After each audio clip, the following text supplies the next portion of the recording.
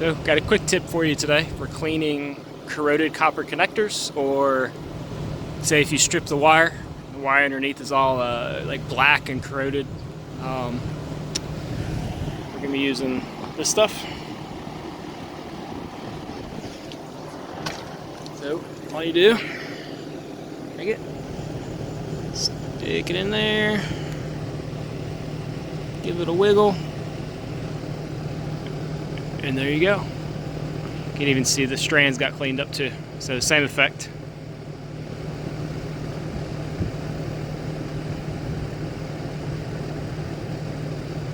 And good to go. And you can solder to that once it's cleaned up. It's like if the copper wire was corroded, it would never take solder or flux.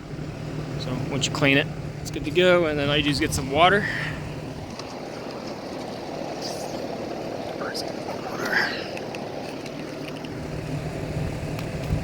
Spritz it off.